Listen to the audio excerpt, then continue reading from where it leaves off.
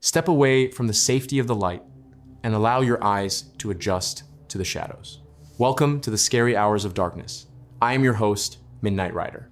Tonight, we journey far beyond the pavement and the streetlights, deep into the isolated wilderness where the rules of the modern world no longer apply. We have 3 chilling, true accounts from the deepest, darkest forests of North America.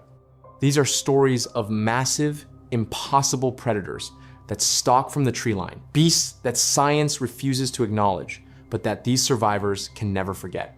From the damp, ancient timber of the Olympic Peninsula to a freezing, besieged cabin and the terrifying depths of the Mogollon Rim, tonight's tales will make you think twice before stepping off the beaten path. Before we cross the tree line, if you crave the thrill of the unknown, make sure to hit that like button, subscribe to the channel, and leave a comment down below letting me know which of these creatures terrifies you the most. Pull your blankets up close, lock your doors, and whatever you do, don't look out the window. Now, let's get into tonight's stories.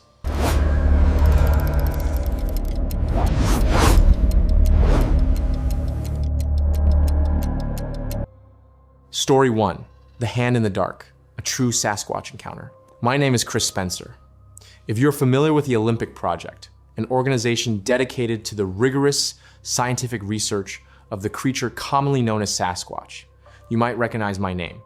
I am a researcher now, but I certainly wasn't always one. In fact, for a large portion of my life, I was a skeptic.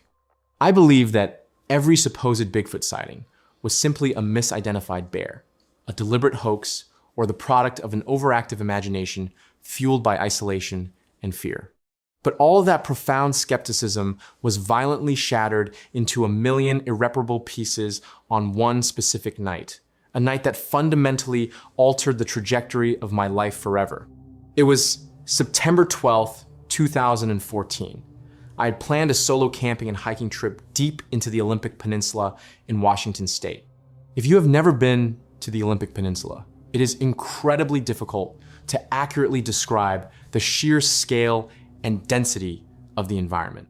It is a sprawling, temperate rainforest, an emerald labyrinth of towering Sitka spruce and western hemlock trees that reach hundreds of feet into the gray sky. The ground is thickly carpeted with a dense layer of vibrant green moss, massive ferns, and decaying, waterlogged timber. The air is perpetually heavy, thick with a damp, earthy scent of rot, damp soil, and ancient vegetation. It is a beautiful place, undeniably majestic, but it is also overwhelmingly oppressive. It feels prehistoric. When you are deep within it, miles away from the nearest paved road or cell phone tower, you feel infinitesimally small. I had hiked several miles off the main trail, seeking absolute solitude. I wanted to escape the ambient noise of humanity and simply exist in the quiet rhythm of the natural world. By late afternoon, the overcast sky began to darken significantly, the thick canopy above acting like a filter that swallowed the fading daylight. I found a relatively flat, elevated clearing surrounded by an incredibly dense thicket of blackberry bushes and massive cedar trunks. It seemed like the perfect spot to set up camp for the night. I unpacked my gear, setting up my small, single-person dome tent. It was a flimsy, lightweight structure made of thin, olive green nylon, a material that suddenly felt woefully inadequate as the shadows in the forest began to stretch and merge into a solid wall of black. I gathered some dry deadwood and managed to start a modest campfire, the warm, flickering orange light pushing back the encroaching darkness just enough to offer a fragile illusion of safety. I cooked a simple meal over my portable camping stove, ate in silence, and watched the embers pop and hiss. By the time night truly fell, the temperature had plummeted, and a heavy, chilling mist began to roll through the trees, clinging to the ground like a phantom tide. The forest, which had been alive with the chirping of birds and the rustling of small mammals just an hour prior, suddenly grew eerily quiet. And when I say quiet, I do not mean peaceful. I mean a suffocating, unnatural, dead silence. The insect noises stopped entirely. The wind died down to nothing. The psychological phenomenon known as the Oz effect settled over the clearing, a heavy, pressurized stillness that makes your ears ring and your instincts scream that something is horribly, horribly wrong. Feeling a sudden, inexplicable sense of dread pooling in the pit of my stomach, I quickly doused my campfire, making sure every last ember was extinguished, and crawled into my tent. I zipped the thin nylon door shut, plunging myself into absolute, impenetrable darkness. I crawled into my sleeping bag, exhausted from the long hike, but my mind was racing. Every survival instinct, hardwired into my primate brain, was blaring a silent alarm, urging me to stay awake, to stay vigilant. For the first 2 hours, nothing happened. I lay there on my back, staring up at the invisible ceiling of my tent, listening to the agonizingly slow rhythm of my own breathing. The silence outside was so heavy it felt physical, pressing against the thin walls of my shelter. Then, exactly at midnight, the silence was broken. It started with a sound that I initially tried to rationalize away. A heavy, methodical crunch of dry leaves and snapping twigs coming from the dense thicket of cedar trees about 50 yards to the left of my camp. My heart executed a painful, violent flutter in my chest, and I instantly held my breath, straining my ears to listen. Crunch, snap, thud. It was a footstep, but it was entirely wrong. It was too heavy, too deliberate, and most terrifyingly, it was definitively bipedal. It was not a bear foraging for grubs, and it was certainly not a deer picking its way through the brush.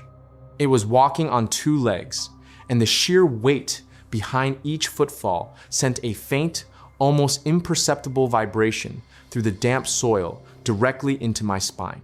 Crunch, snap, thud. The footsteps were incredibly slow, separated by agonizing 10-second intervals of silence. Whatever it was pacing the perimeter of my clearing.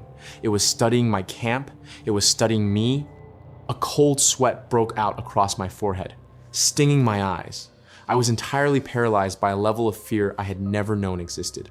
It wasn't the fleeting jump scare fear of a horror movie.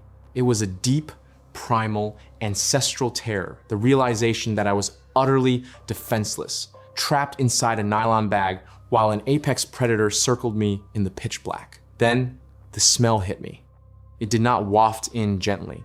It hit me like a physical blow to the face. It was the most putrid, overwhelmingly foul odor I have ever encountered in my entire life.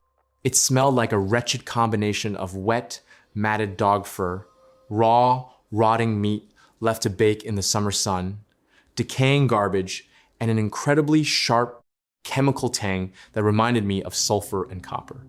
The stench was so pungent it actually made my eyes water, and I had to clamp my hand over my own mouth and nose to prevent myself from audibly gagging. The footsteps stopped. The creature was now positioned directly behind my tent, no more than 10 feet away from where my head was resting against the cold ground. For what felt like an eternity, there was nothing but silence. I lay there, trembling violently, my hand still clamped over my mouth, praying to a god I hadn't spoken to in years. I squeezed my eyes shut, absurdly believing that if I couldn't see the darkness couldn't see me. Then, I heard the breathing. It was a deep, wet, cavernous inhalation, followed by a low, guttural exhalation that vibrated in a frequency so low I felt it in my chest cavity before I actually heard it. The sheer volume of air this creature was moving with its lungs was incomprehensible. It sounded like a massive, asthmatic bellow slowly drawing in the cold night air. It was right outside the thin nylon wall. I could literally hear the moisture in its breath hitting the exterior of the tent fabric. I was entirely frozen. Every muscle in my body was locked in a state of rigid, agonizing tension. My mind was desperately trying to process the impossibility of the situation, fragmenting under the sheer weight of the terror. I wanted to scream, to thrash, to grab my small hiking knife, but my brain absolutely refused to send the signals to my limbs. I was a prisoner in my own body. And then, the nightmare escalated to a climax that still wakes me up screaming in the dead of night. I felt a sudden, massive weight press against the back wall of my tent. The thin nylon fabric was pushed inward, stretching tightly with a horrifying tearing sound. Something was leaning against the tent. I slowly, agonizingly, opened my eyes and looked at the fabric just inches above my face. There, illuminated only by the absolute faintest, almost non-existent ambient starlight filtering through the clouds, I saw the distinct, undeniable impression of a hand pressing into the tent. But calling it a hand is a massive understatement. It was gigantic. The spread of the fingers was impossibly wide, easily twice the width of a normal adult human male's hand. The fingers were thick, blunt, and powerful, pressing so deeply into the fabric that I could see the distinct shape of the knuckles and the terrifying length of the digits. It was pressing down with a calculated, terrifyingly gentle pressure, exploring the fragile barrier that separated us. The hand slowly dragged across the fabric, tracing an agonizingly long line across the ceiling of my tent, just inches above my nose. The sound of its rough, leathery skin sliding against the taut nylon was deafening in the silence. It paused right above my face. The deep, guttural breathing grew louder, more ragged. I could smell the metallic stench of its breath permeating the thin fabric. I knew with absolute, terrifying certainty that if it wanted to, it could simply close its monstrous hand, rip the tent to shreds, and crush my skull like a fragile eggshell. My life was entirely in its grasp. I closed my eyes again, squeezed them tight, and silently begged for it to be over. I accepted that I was going to die right there, in the damp, lonely woods of the Olympic Peninsula, and that no one would ever know what truly happened to me. But the fatal blow never came. After what must have been an hour, but felt like decades of agonizing psychological torture, the heavy pressure on the tent fabric slowly, deliberately lifted. The massive hand retreated. I heard the creature take a slow, heavy step backward. The ground shuddered. Crunch, snap, thud. It slowly, methodically walked away, its heavy, bipedal footsteps gradually fading back into the dense thicket from which it had emerged. The horrific, putrid stench lingered in the air for hours, slowly dissipating as the cold wind finally began to pick up again.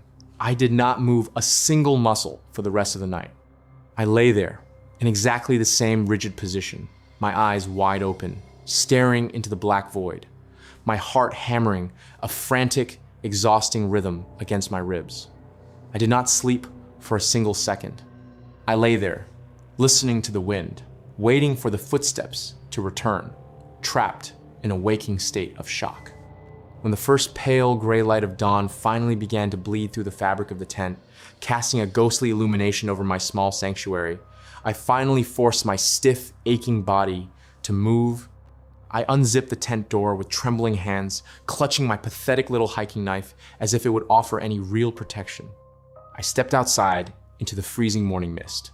The camp looked exactly as I had left it, but when I walked around to the back of the tent, my blood ran instantly cold. There, pressed deeply into the soft, damp soil and the layer of dead pine needles, were massive, barefoot impressions. They were incredibly deep, showcasing an immense weight, and they measured easily 16 to 18 inches in length. They were undeniably humanoid in shape, but with a widened mid-tarsal break and a distinct lack of an arch. I traced the massive tracks back to the edge of the dense blackberry thicket, where branches thicker than my arm had been casually snapped and bent out of the way. I didn't bother packing up my camp properly. I frantically threw my sleeping bag and stove into my backpack, abandoned the tent entirely, and ran. I ran down that trail with a speed and desperation I did not know I possessed, constantly checking over my shoulder, terrified that the massive, foul-smelling giant was quietly stalking me through the trees. I made it back to my vehicle, locked the doors, and drove until I hit the main highway.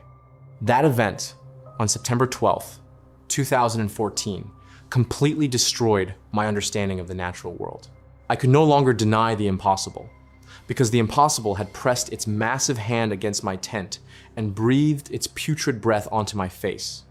It set me on a lifelong path of research with the Olympic Project, desperately searching for answers, trying to understand the massive, intelligent predators that share this world with us.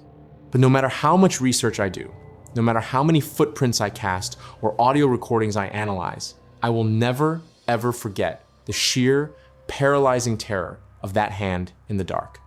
Story 2. The Siege of the Dogman, a true hunting nightmare. My name is Martin Groves. For the vast majority of my adult life, I served as a law enforcement officer, eventually retiring as a seasoned sheriff's deputy. When you spend decades wearing a badge, responding to horrific accidents, violent domestic disputes, and the absolute darkest corners of human depravity, you develop a very thick skin. You learn to be hyper-observant, relentlessly logical, and utterly pragmatic. You do not spook easily. You learn to trust your instincts, your training, and the heavy piece of reliable steel strapped to your hip. I was a man of facts, evidence, and cold, hard reality.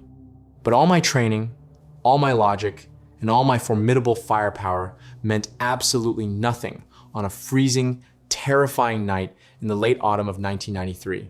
It was November 14th, 1993.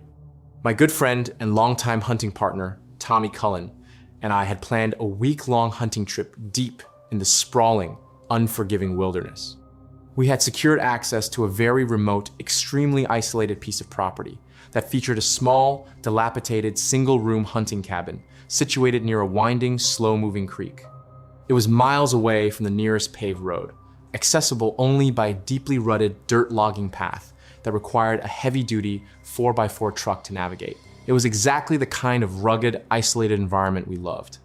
We arrived at the cabin in the early afternoon, the sky a bruised, slate-gray canvas threatening a heavy frost. The autumn leaves had long since died and fallen, leaving the dense forest looking skeletal, jagged, and aggressively unwelcoming.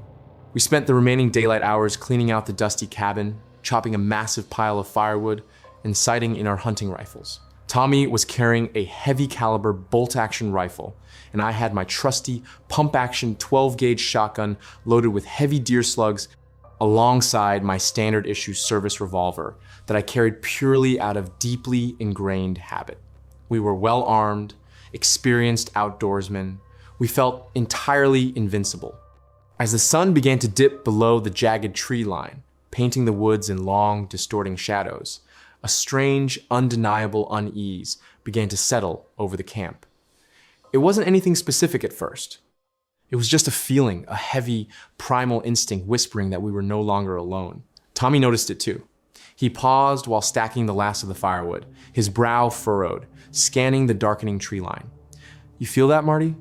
he asked, his voice unusually low, stripped of his usual boisterous humor. "Yeah," I replied, chambering a slug into my shotgun with a loud, mechanical clack-clack that echoed far too loudly in the quiet woods.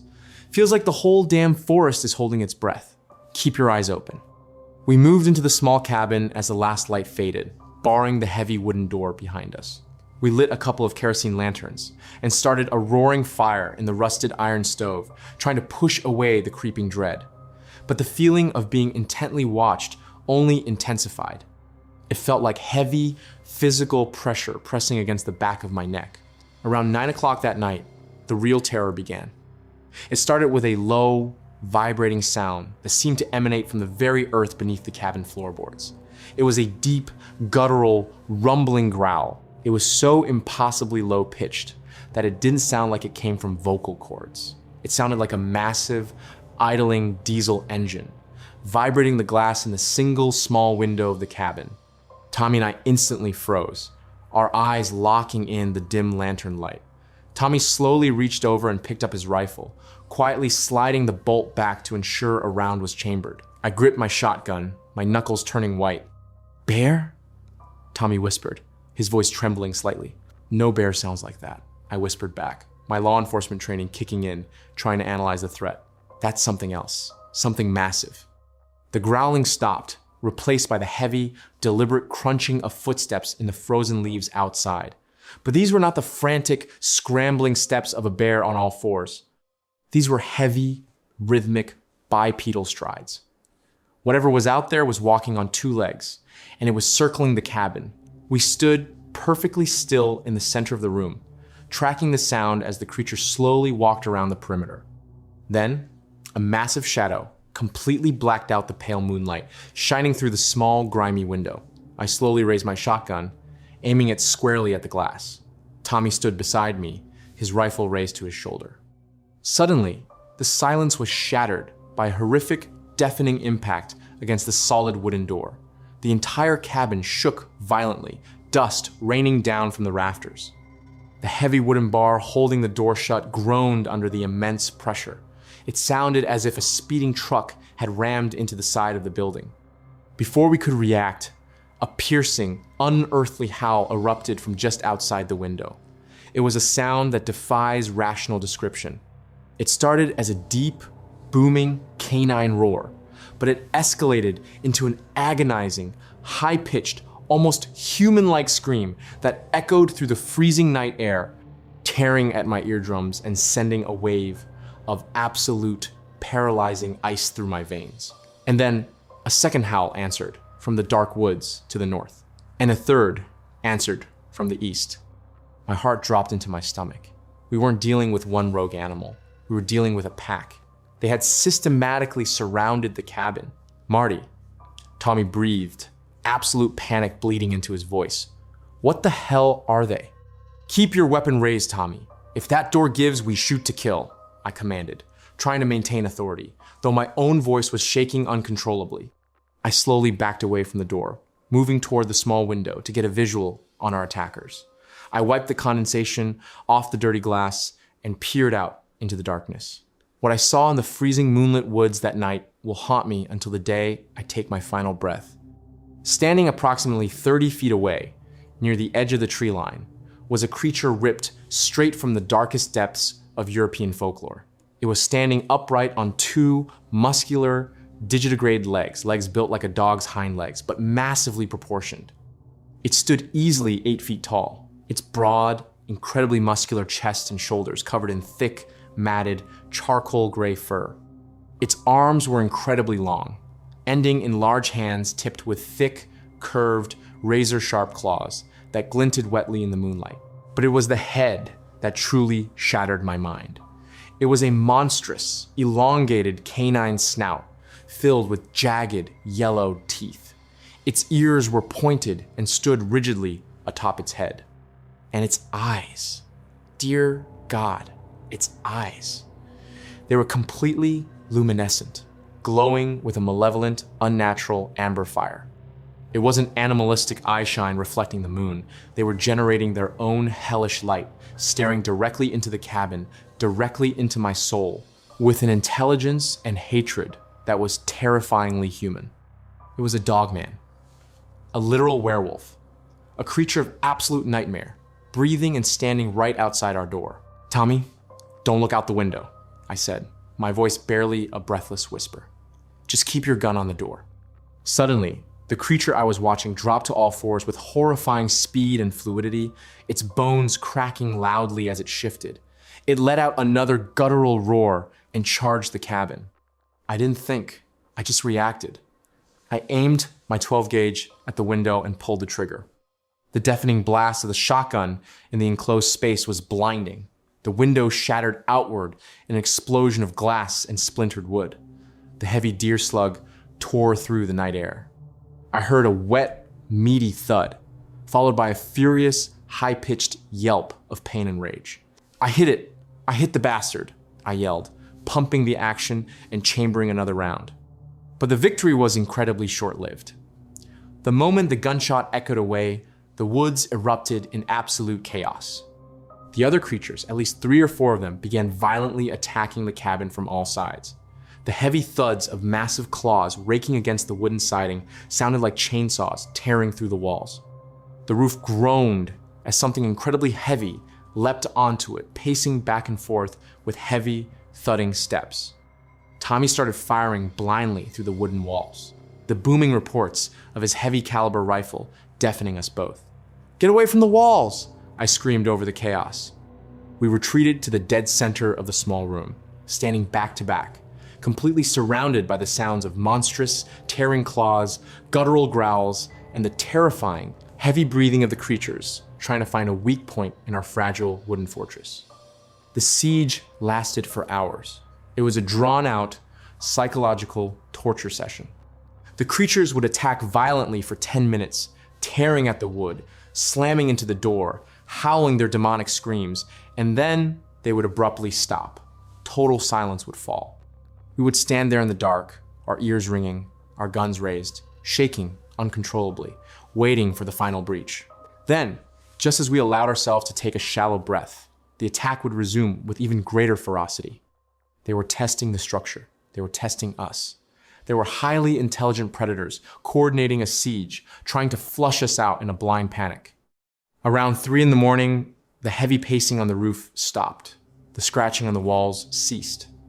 The low, guttural growling slowly faded back into the dark woods. But Tommy and I did not move. We stood back to back in the center of that freezing, shattered cabin, our weapons raised for 4 agonizing hours until the sun finally breached the horizon, casting the first beautiful, golden rays of morning light through the shattered window. When it was fully light, we cautiously opened the heavy door, our guns drawn. The scene outside was horrifying. The thick wooden siding of the cabin was covered in massive, deep gouges, some over an inch deep, where their terrifying claws had desperately tried to shred the walls. The ground around the cabin was torn up, massive, wolf-like footprints, larger than dinner plates, stamped deeply into the frozen mud. And near the shattered window, there was a large pool of thick, dark, almost black blood, leading off into the dense brush. My slug had found its mark, but it clearly hadn't been enough to stop the beast. We didn't say a word. We threw our gear into the truck, leaving the food, the firewood, and the shattered cabin behind. Tommy drove like a madman down that deeply rutted dirt road, and I rode shotgun, my weapon leveled out the window, scanning the dense tree line until we finally hit the paved highway. For years, I never spoke a word of this to anyone. How could I? I was a respected law enforcement officer. If I filed a report stating that my hunting camp was besieged by a pack of upright walking, 8-foot-tall werewolves, I would have been stripped of my badge and thrown into a psychiatric ward. But after retiring, I began quietly investigating similar reports. I spoke to other hunters, campers, and locals who had seen the impossible in those dark woods. I learned that what Tommy and I faced on November 14th, 1993, was not an isolated incident.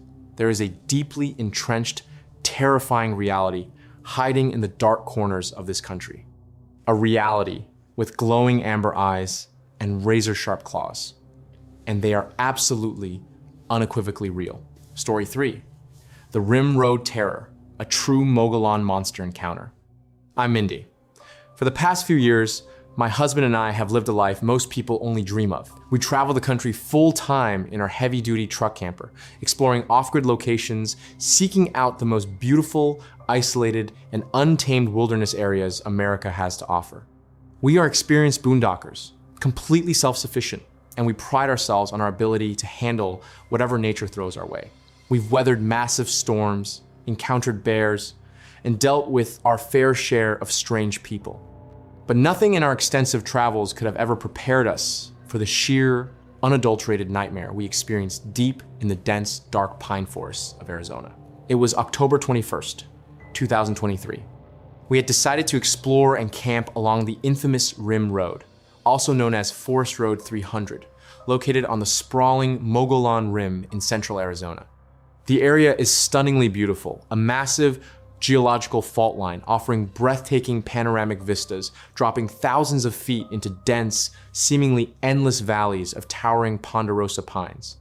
But the Mogollon Rim is also deeply steeped in terrifying local lore. It is the geographic epicenter for sightings of a cryptid locals call the Mogollon Monster. It's Arizona's version of Bigfoot, but the descriptions are consistently more aggressive, more terrifying. Reports date back decades, detailing a massive, bipedal, ape-like creature with a terrifying, piercing scream, a sickening odor, and a notorious habit of violently terrorizing isolated campers. I had read the famous accounts, like the eerie 1968 encounters at Woods Canyon Lake and the chilling 2004 bow hunter sighting near Military Sinkhole Trail. I thought the stories were fascinating, spooky campfire tales. I never actually believed we would become one of them. We drove deep down Rim Road, miles away from the main highway, the dense pines growing thicker and darker the further we went. We eventually found a secluded, completely isolated clearing surrounded by an incredibly thick wall of dark timber. It was perfect, but almost immediately upon parking the rig, the atmosphere felt wrong. We jokingly call it the camp curse when things start going inexplicably wrong, but this was different. It wasn't just bad luck, it was a heavy, oppressive energy. The woods were unnaturally quiet.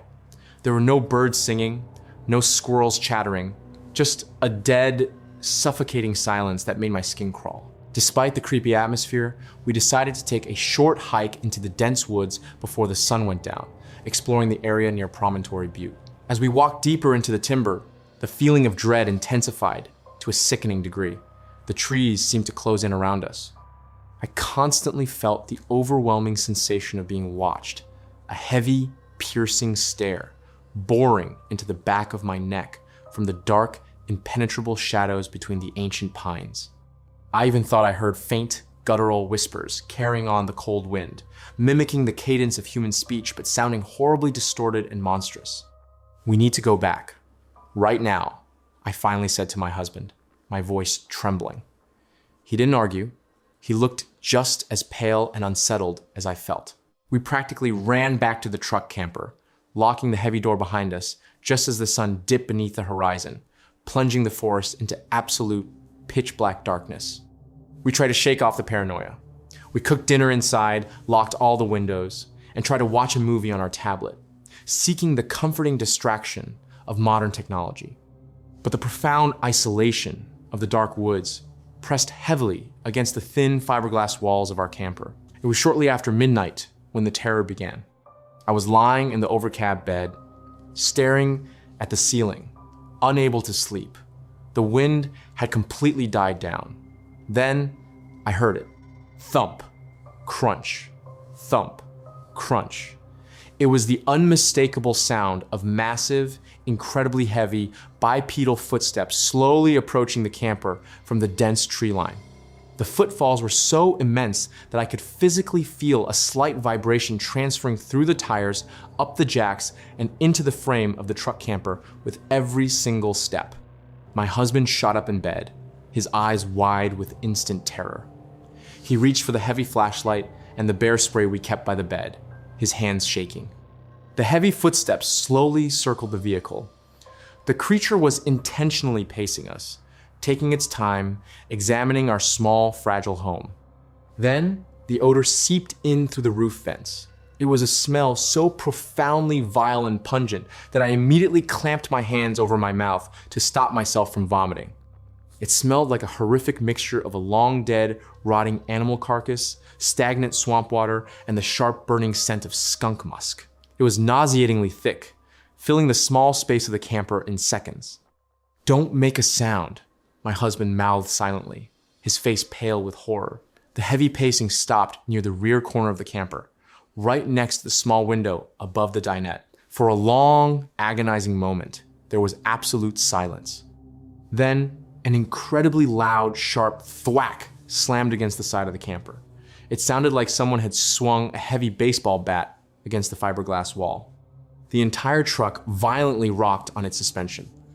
I let out a terrified, muffled scream, burying my face in the blankets. The creature let out a sound that I will never, ever be able to erase from my memory. It began as a low, wet, guttural chattering, almost like massive teeth rapidly clacking together. Then it escalated into a horrific, booming, chest-rattling roar that morphed into a high-pitched, echoing scream. It sounded like a woman being brutally murdered, amplified through a massive megaphone, mixed with the roar of a monstrous silverback gorilla. The sheer volume and power of the vocalization vibrated the windows and rattled the dishes in the cabinets. I was paralyzed with absolute fear. We were trapped in a metal and fiberglass box, completely at the mercy of a monstrous giant that possessed the strength to flip our entire rig over if it truly wanted to. I slowly, shaking uncontrollably, peeked over the edge of the bed and looked out the small, tinted window near the cab. The moon had briefly broken through the thick clouds, casting a pale, ghostly light over the clearing. Standing just a few feet away from the side of the truck, blocking out the trees behind it, was a massive, towering silhouette. It was easily over 8 feet tall, possessing an incredibly wide, bulky build. It had massive square shoulders and virtually no neck. Its conical-shaped head seemed to rest directly on its torso. It was covered in thick, dark, matted hair that hung in ragged clumps. It stood perfectly still, its massive arms hanging down past its knees, simply staring at the camper. I couldn't see the distinct features of its face in the shadows, but I could feel the intense, predatory malice radiating from it in waves. It was the Mogollon Monster, and it was right outside our door. I ducked back down, tears streaming down my face, silently praying for daylight. The creature remained outside our camper for the rest of the night. It didn't strike the vehicle again, but it continued to slowly pace around us, occasionally letting out low, rumbling grunts and huffs that sent fresh waves of terror coursing through my veins. The putrid stench remained thick and suffocating until the early hours of the morning. When the sun finally began to rise, painting the sky in soft shades of pink and orange, the heavy footsteps slowly retreated back into the dense, dark timber, fading away completely. We didn't wait to investigate. The second the sun fully breached the horizon, my husband climbed down into the driver's seat, started the truck, and we tore out of that clearing, throwing rocks and mud in our wake. We drove completely in silence for over an hour, our hearts pounding, constantly checking our mirrors, terrified that the massive beast would suddenly step out onto the dirt road to block our escape.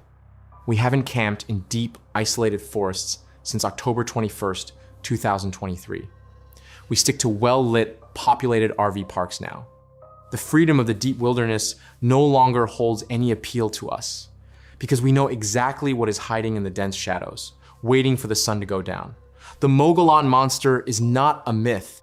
It is a massive, intelligent, and terrifying reality, and it owns the dark forests of Arizona. The deep woods are beautiful, but as we've learned tonight, they are far from empty. Whether it's a massive hand pressing against a fragile nylon tent, glowing amber eyes laying siege to an isolated cabin, or an 8-foot titan shaking a camper in the dead of night. Some shadows have teeth, and the impossible is sometimes terrifyingly real. Thank you for tuning in to Scary Hours of Darkness. I've been your host, Midnight Rider. If tonight's terrifying tales sent a chill down your spine, please be sure to leave a like, hit that subscribe button, and turn on notifications so you never miss our next trip into the unknown. Don't forget to drop a comment down below. Let me know which of tonight's encounters terrified you the most and what you would have done in their shoes. Do you have a creepy encounter, a brush with the unexplained, or a terrifying story of your own? I want to read it. Send your experiences over to mycreepyencounter@gmail.com, and your nightmare just might be featured in an upcoming episode. Until next time, keep your doors locked, watch the tree line, and whatever you do, stay safe out there.